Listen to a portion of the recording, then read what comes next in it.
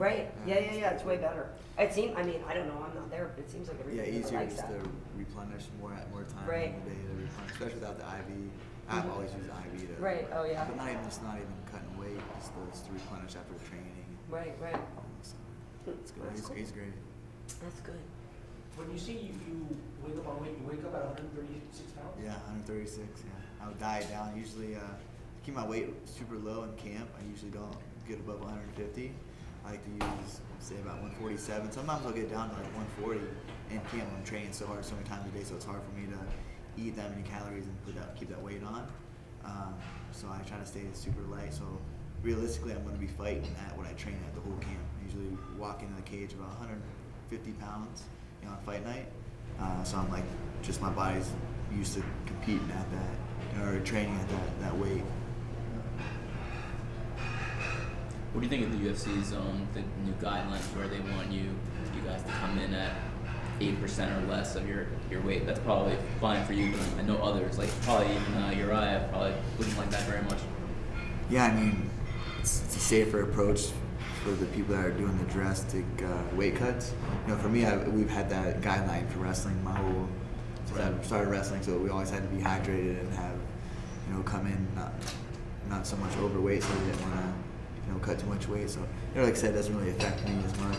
And it's great too, keep people in their own weight classes instead of fighting out of weight class. Right.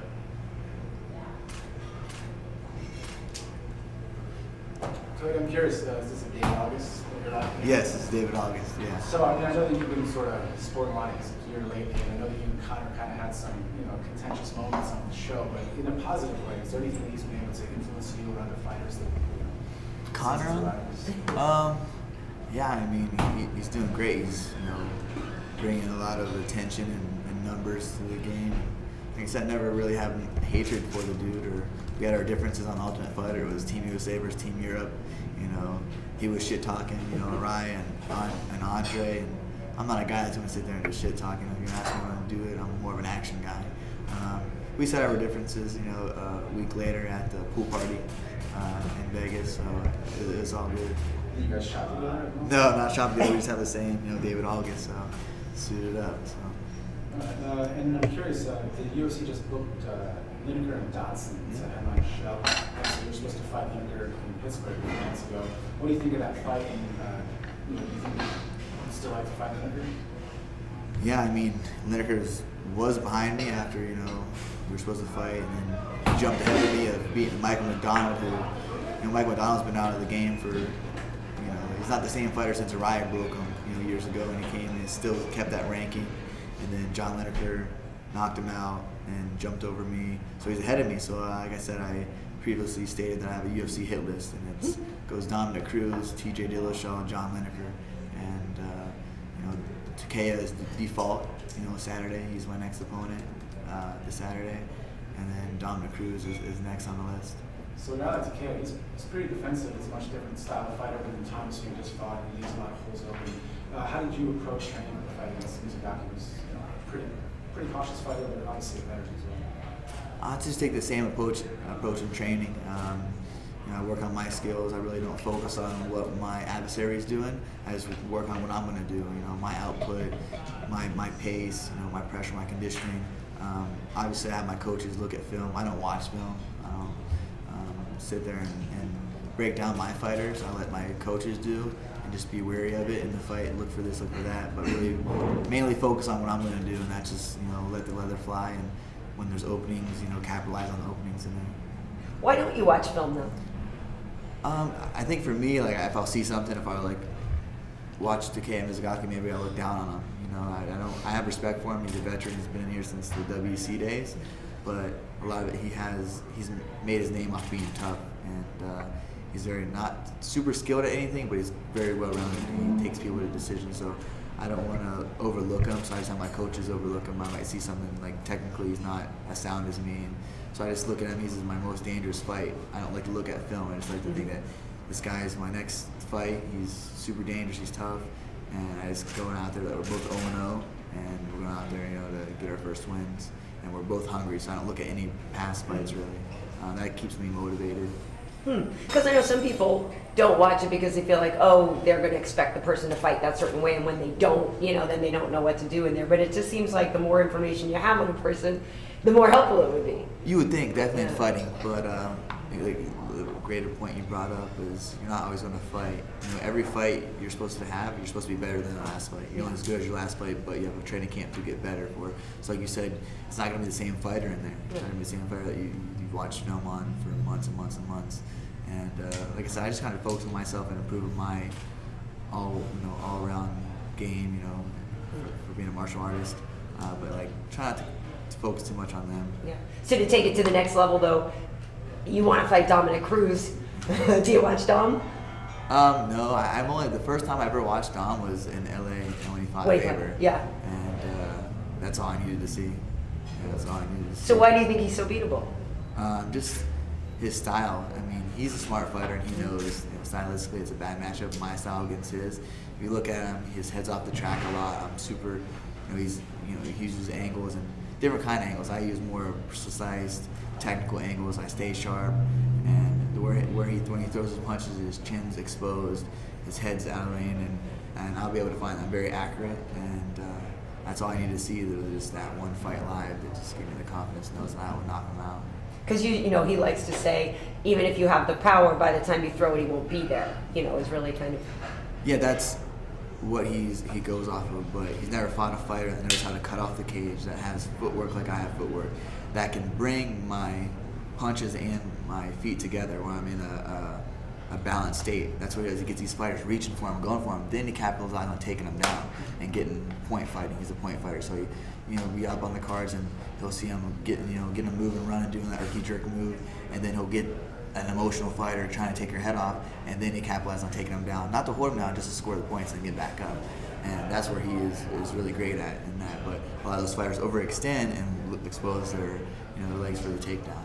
I stay when I punch, even with power, I don't overextend. I stay in position to be able to be offensive at all times throughout the fight. So you think he was point fighting with Uriah then? I think so. Yeah. I mean, you had Uriah hurt, and you couldn't finish him. Uriah is as tough as they come, and as great a shape as they come. Like I said, world class. That guy has world class cardio and just mental toughness and physical toughness. But I think he definitely point fighted Faber. That's all I needed to see. It was just that one fight live, and gave me the confidence to go in there and just stay on the path that I'm on. And that fight will, open up, and here it is. He's talking about fighting me.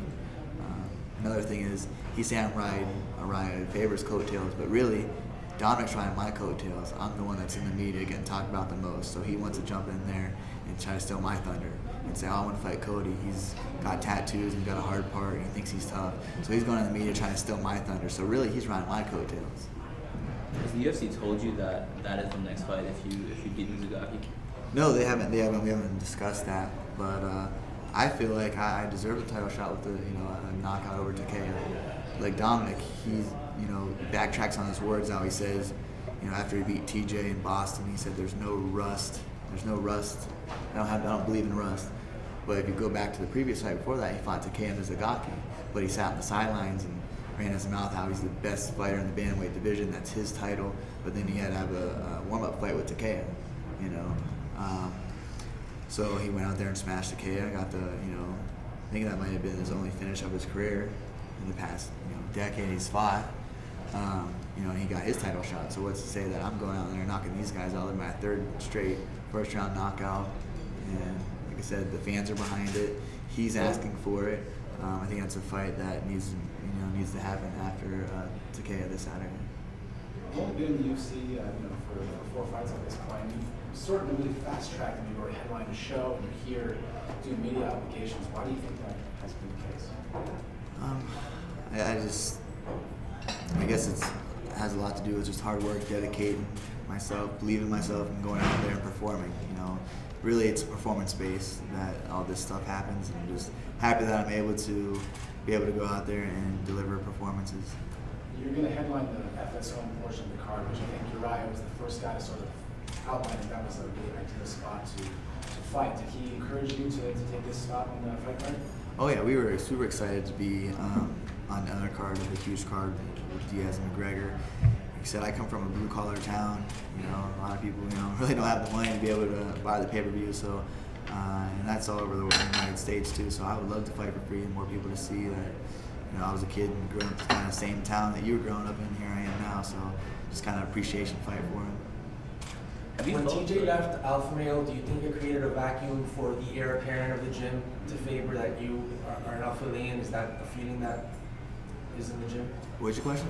Like when TJ left, he was kind of seen as the heir apparent to favor, as the face kind of Alpha Male, and now that he's gone, did that create kind of like a position where you have now ascended to be the heir apparent or you know? I think when I always came out there, like I was, you know, cool with the guys and worked hard, and you know they brought me in because of my hard work, and I went out there and fought and was knocking guys out and finally got into the UFC. And I would say, you know, I don't think Ryan plays favored, you know, does favoritism. He likes guys that go in there and, you know, dedicate their life to, you know, being the best fighter, training inside and outside of the octagon. So I think that's what, you know, TJ did. He was dedicated, he worked hard, you know, like me. You know, I went out there and all I needed was a foot in the door. I knew once I got to Team Alpha Male that I would make all my dreams come true. Do you feel like you're getting a lot more support now that you're ascending, kind of like the support that he might have gotten when he was there and he was being, you know, I'd say so, a push. You know, I mean, you gotta be, you know, if some of my friends are doing good, my squad's doing good, I'm gonna push them too. I'm like, man, this guy is a killer. You know, that's what you do. You got your guys back, and you know, we're a tight knit, you know, family out there. We really care about each other and care about our success that we have, and even the losses. You know, we come together when we lose. You know, we have the losses that we take as a team, but more so we push each other to get in the next chapter, the next fight, the bigger fight, the title fight. So I'm definitely very thankful for the support that I get from the team. So if you guys are really that tight knit, what has the group been like since Chad received his suspension? You know, it's kind of, we haven't really discussed it. Really, kind of.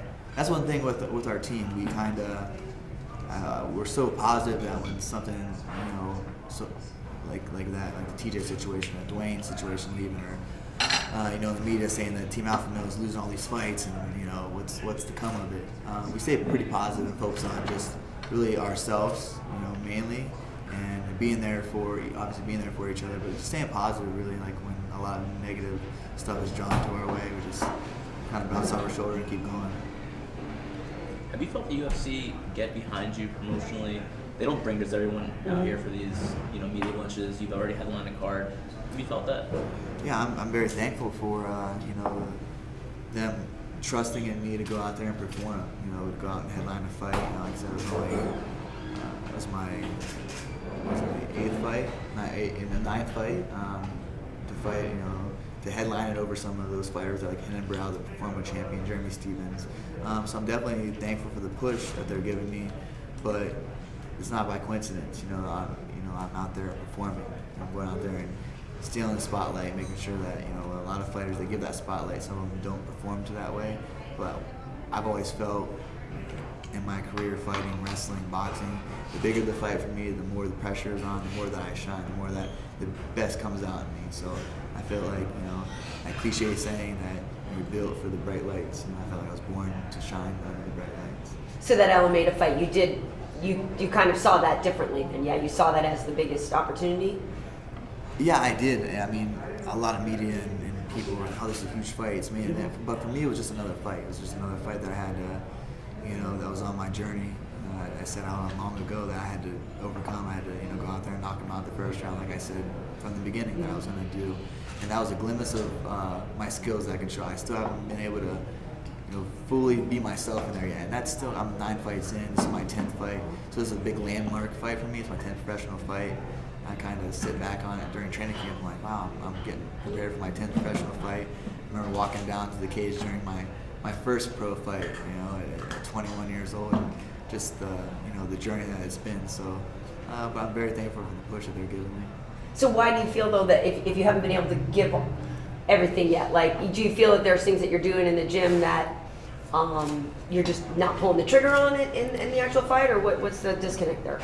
Well, here's the thing. It's the level of fighters that I'm fighting. You know, Almeida was undefeated and 21-0, and you know, 4 fight of the night bonuses, had a bunch of nice highlight knockouts. Now I'm finally fighting fighters that are high level, and that's where I'm at, to show them that I'm at the next level. They're at a high level, but I'm on the next level. So these fights that I'm having now, we'll have them against some of the best fighters. We're really going to showcase my skills because it gets me up more, rather than fighting a lesser opponent, coming up to the rings. But you have to do that. That's what since I got into the UFC, I asked for the tough fights. I said I wanted Lineker. I made a title shot. I texted Sean Shelby that months ago. Lineker failed to show up in the fight in February and sent his fellow countrymen in there, Augusto Mendez. I had to take care of my responsibilities there, and I made a fight next, ended up knocking him out in the first round, and now it's Takeya Mizugaki. That's my opponent, and next will hopefully be Cruz. So. Do you see yourself in the future being on that McGregor level, those $1 million, paydays, those big main event? I'm gonna be on. Yeah, I feel like I'm gonna be on my level. A lot of I come in a suit and have the same tailor as him. Like, right. He's not the he might be the first one that's doing this and the first one that's got the suits and looking sharp, but as being compared to him, I feel like I'm going to be better than him. I'm going to be a better McGregor. I'm going to be an American superstar. He's the Ireland, superstar. Yeah, definitely. That's what we're in there for, to make money. I love to fight. I've always loved to fight. I would fight for free, but that's not realistic. Yeah, I fight for free, but yeah, obviously I want paid. And so yeah, those big paydays. That's what I'm coming for. And thankfully that Conor is making it, paving that road for some of us young players that are coming up and having the same dreams. Has there been any changes for you since the purchase of the UFC? No, not that I know of. It's still fairly new, and just getting into my next fight. And really, I really just focus on myself. I didn't even know the UFC sold until I think it was a week later. Until after I texted Lorenzo and Dana and told them congratulations on. It's great. They bought it for $2 million and sold it for $4 billion. Yeah. So just I remember watching the UFC in the beginning, and seeing those guys. It's great that the sports is taking off where it's at and where it's going to go from here. Well, with William Morris being so big as well, it seems like what we're talking about, getting pushed and stuff. This is the time for you to have your people, ask them for more and really try to make an impact, I would think. Yeah, definitely. It's like I said, I'm very excited for the future and where that's going to go. But really, all that I have to focus on is just winning the fights, and that's going to open up doors, and then other things will come. So my main focus is just training, making weight, and fighting for right now. Speaking of super fights, Dominick Cruz had mentioned that he would be interested in possibly McGregor or Aldo. We're seeing this more and more now. Do you feel like that's the way the sport is moving, that it's more storyline based rather than rankings? If that's the case, then I should definitely get a title fight. If it's not going off rankings. I think rankings are bullshit. I wasn't ranked in the top 15 and fought the 7th ranked guy and got ranked 7th. And same thing, Brian Caraway's ranked 4th. McDonald was ranked, whatever he was ranked, and had 2 years layout. Rafael Sensao. All these guys, these rankings to me don't really mean nothing. I'm obviously set on being the champion. That's all that matters to me. But the super fights are great for when you wipe out your entire division, and Dominick hasn't yet. So I don't think that he should be talking about going up and doing super fights when he still has a young hungry lion, undefeated, climbing the ranks, coming for his title. Smash me and then go talk about a super fight with someone else. But in his defense, he goes and fights me. He loses everything. He loses the legacy that he built as a bantamweight champion. He's beaten every bantamweight. He's beaten every alpha male that he's fought. But I'm a different alpha male than he's ever faced. And ready to showcase my skills when that fight presents itself. But he's looking to not fight me. Like I said, he's a smart guy. He breaks down fights for Fox. And he's fight. His fight IQ is pretty high. Stylistically, he knows it's a bad matchup for him. So does his coaches. It's also been mentioned that he might be becoming a commentator at some point. He hinted at that. Do you think he'd make a good commentator? I think so. He talks. He's got a good mouth on him. But like I said, he's going to have to take some time off after we fight and make sure his jaw's okay. Did you look for him after UFC 199? I remember back in the press room. Yeah, I did, but he was running with his belt so fast. Yeah, I was like, man. So we're holding on to it, taking as many selfies as he can with it. Did you say something to him or? No, what happened was we were in the tents in the medical, and I didn't even like know he was over there. I just went over and talked to Faber, and just say good fight, man. It's all good, you're a warrior. What do you say after a fight? It's like that. And then Dominick came. We kind of came out the tent the same way. He was in the other tent, and kind of just like looked at me, and we locked eyes, and his boy was holding the belt, and he grabbed the belt and held it and staring at me. I'm like, I just hey, it's good, man. Keep that polish for me. And then he started talking shit about tattoos and whatnot, just sounding like a high school, a jealous high school kid. So I just said keep it polished, and he said something about running. He said you have to wait in line. So I was like, I'll run up there right now and smack it right out of you. And then I got ushered out and went back to my seat. That was it though. So then he wanted to act like he didn't know who I was in the press conference. Act like I said I was what is it? New kid from the block. He said he didn't know who he was, but 2 days earlier he was on Twitter, trying to start a Twitter fight with me, and talking about how it was just, he just backtracks on his words, and he's good at getting under people's skin. A less emotional fighter. That had he's faced before. I'm mentally sound, physically sound. He's not faced anyone like me on those scales, so I'm prepared for his banner. I like that. I enjoy it. It fuels the fire for me. It gets me up. I remember everything that he will say, and I'll make him eat every word. He's a champion at arguing. Yeah. I'm just telling you my experience. It's a sport for him. Yeah, he enjoys it. I enjoy it. Okay, we'll go back on Twitter, back and forth. He blocks every one of my fans that talk bad about him or says something to him. It's like, me, I don't care. I never block anybody, to be honest. I don't care what the people say. I believe what I'm going to do, and that's when that fight presents itself, I'm definitely going to make sure that his jaw's wired shut. TJ is still pretty cool with a lot of the guys at Alpha Male. He does the stud show radio once in a while, but you're not cool with them. You're not. Why is that? Loyalty. I've always been brought up on loyalty, and a lot of behind the scenes stuff that I'll keep off that. But you're among friends here. He's I said he's on my hit list as well, and he's super close with some of the guys, which is I'm not really cool with that, but they've had their friendship built, for those years, so you can't take that away from him. But it's just weird that he tries to be a part of something that he left. It's like, I don't know. For me, it's silly to me that he would leave. And the way he left, the way he told us that he's all with us. I remember vividly having a conversation with him and Faber, and after the tough show, and McGregor was saying all this stuff. You were defending him on that show. I really wasn't defending him. I was really defending Faber about that we knew. I personally knew. I was never really super close with TJ, and any of the guys can say that. TJ always, I think, had it out for me on what it was. I think going in there and going out there and competing against those guys, and he wants to say he sat there and beat all those guys up. That's why he wants to say he sat there and beat all these guys up in practice. And when Dominick asked me, "Oh, you beat your teammates up?" You guys remember that when he said that? He said, "Yeah, actually, I have been.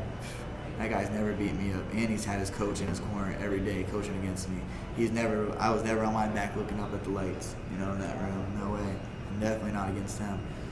So he sat there, and that's why I said about, I did knock him out, not more than once, but he wants to sit there and say that I, what's the word he said? I'm trying to quote the dude. Fabricated a story. How the hell do you fabricate a story about getting knocked out? And it wasn't that. And it was definitely not fabricated, but that's the only reason I brought that up, because he was saying that he sat there and beat us all up. But TJ is not in my mind. Like I said, he's not the champion. TJ is not the champion. Dominick's the champion. But by default, Takeya is the next guy on my hit list. Then it goes Dominick Cruz. I'll steal the belt from Dominick Cruz. TJ Dillashaw will be my first title defense. And then my second title defense will be John Lineker. Well, you mentioned that as the stakes get bigger, you kind of shine more.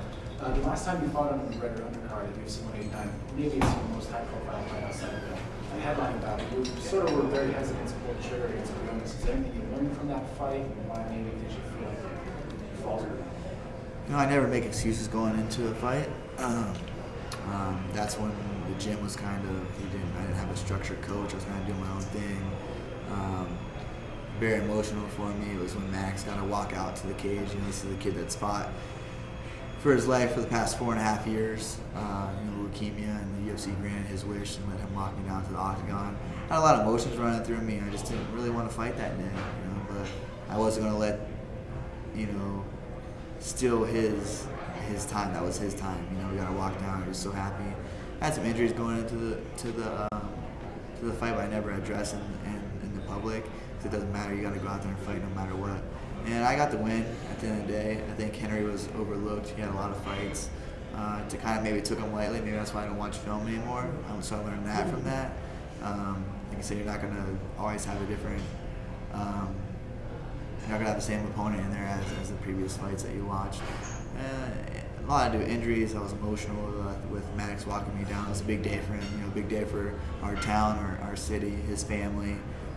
Watch that kid, battle leukemia for almost 4 years, and I was really, very emotional. I wanted to cry holding his hand walking down the whole time. And, he had to smile, and he was just dead set. He had the lion look in his eyes, and I looked down. I was like, he needs to get in here and beat Henry. I almost sit on the sidelines, But we got it done, and we moved past that. Now our goal is for him to be able to walk me down to my UFC title fight, and that's coming. That's drawing nearer and nearer with each fight, and very excited for that. Hopefully UFC will allow that. And I'm not sure if you know this, but every time he wins, Alexander Gustafsson actually gets another another tattoo added to his arm. Do you have anything similar to sort of correlate with your hip, etc.? Yeah, no, I usually just after each fight, I usually try to get tattooed. But I've been super busy, so I'm super thankful that the UFC's kept me busy, and I've been in the gym nonstop. So it's hard for me to get tattooed for one reason. They hurt like a son of a gun anymore. I can only do about 3 hours and I'm done. But it's hard for me to take the time off of training and then letting it heal. But usually I try to get tattooed after each fight. All right, guys, let's do one more question and then we'll let him order some lunch. Thank you. Cody, since the UFC sale, a few groups have kind of come out of the woodwork saying they want to help start a fighter union. That's something that you would be in favor of in the future? I mean, obviously, we'll like to get taken care of. We're going in there and, putting our bodies on the line, putting on there, going in there, entertaining the fans. And like I said, I want to, when I walk away from the UFC, I can hopefully be with my head held high and I have money in my pockets. I can go on with my next chapter of my life, start my family, and doing all that. So I obviously would like to be taken care of with health benefits, 401k, all that stuff. So I hope something comes into work with that. We're taken care of because we really are putting our lives on the line. We train hard and go out there and fight hard and earn that money. So I'd like to be taken care of when I'm done with my career.